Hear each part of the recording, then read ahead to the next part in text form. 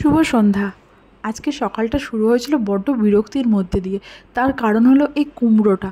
কুমড়ো দেখলেই আমার যেন গায়ে জ্বর আসে। ওটাকে যে আবার রান্না করতে হয় সেটা ভাবতেই বিরক্ত লাগে। কিন্তু যেহেতু কর্তামশাই বাজার করে নিয়ে এসেছে আর ও জানে এই কুমড়ো আমার রান্না করতে মোটেই ইচ্ছে করে না, তাই ও সকালবেলা বললো আজকে রুটি খাওয়ার তরকারিতে না হয় কুমড়ো দিয়ে কোনো রান্না করো। তো আমি বললাম আমার তো জানা নেই কুমড়ো দিয়ে কি রান্না, আর এই কুমড়ো রান্না করতেই আমার একদম ইচ্ছা করে না। তো ও আমাকে বললো খারাপ লাগা ভালো লাগা মিক্সড করে দাও, তাহলে দেখবে খুব টেস্টি একটা তরকারি হবে। আমি বললাম তা কী করে? তো বললো ঠিক আছে চলো, আমি বলে দিচ্ছি তুমি করতে থাকো।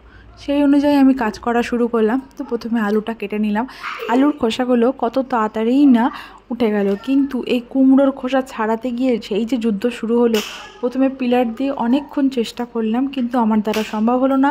তারপরে ছুরি দিয়ে শুরু করলাম, পিস পিস করে কেটে নিয়ে যদি কাটতে পারি, তাও হলো না কোনোভাবেই। তারপরে ওটাকে ছোট ছোট টুকরো টুকরো করে নিয়ে তারপরে একটা একটা করে টুকরো নিয়ে সেইটার খোলা ছাড়ানো করলাম। অনেক যুদ্ধ, মানে কুমড়োটা ভালো লাগে না বলে কুমড়োও যেন আমাকে সুযোগ পেলেই নাজেহাল করে। আলুটাকে কেটেছিলাম ডুমো ডুমো করে, আর কুমড়োটাকে কোনো আকৃতি দেওয়ার চেষ্টাও করিনি। খোলা ছাড়ানোর সুবিধার্থে যেরকমভাবে কেটেছিলাম তাতেই দেখলাম যে ঠিকঠাক আছে মোটামুটি। আর কুমড়ো তো তাড়াতাড়ি সেদ্ধ হয়ে যাবে, তার জন্য ওটাকে আমি আর কেটে ছোটো করিনি। এবার কুমড়ো আর আলুটাকে একসাথেই ভালো করে ধুয়ে নিলাম।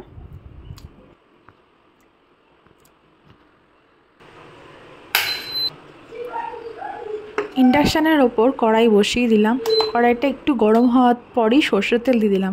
এবার সর্ষের তেলটা ভালো রকম গরম হয়ে যাওয়ার পর ওর মধ্যে আমি দিলাম একটা গোটা শুকনো লঙ্কা।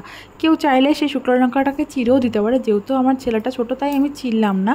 তারপরে দিলাম 5 ফোড়ন, আর সেটা ভালো রকমের গরম হয়ে যাওয়ার পরে দিলাম কেটে রাখা কুমড়ো আর আলুটাকে। সবটা কুমড়ো আলু দিয়ে দেওয়ার পরে একটু নাড়িয়ে নিলাম। তারপরে দিলাম নুন, চিনি, হলুদ, সব রকমের মশলা। সব রকমের মশলা না, ভুল বললাম, নুন, চিনি আর হলুদ। এই মশলাগুলোর সাথে কুমড়ো আর আলুটাকে বেশ কিছুক্ষণ কড়াইয়ের মধ্যে একটু ভাজা ভাজা করে নিলাম। তারপর এর মধ্যে দিয়ে দেবো পরিমাণ মতো জল।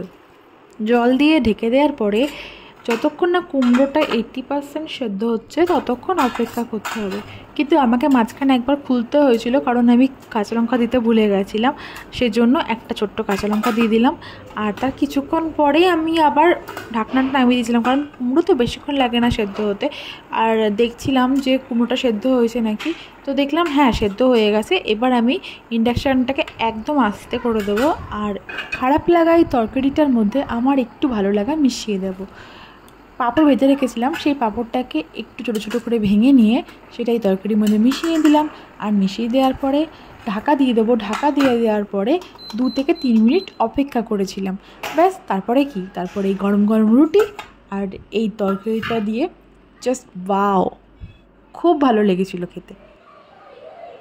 খেলাম আমি রুটি, এখন আমার ছুটি, টাটা।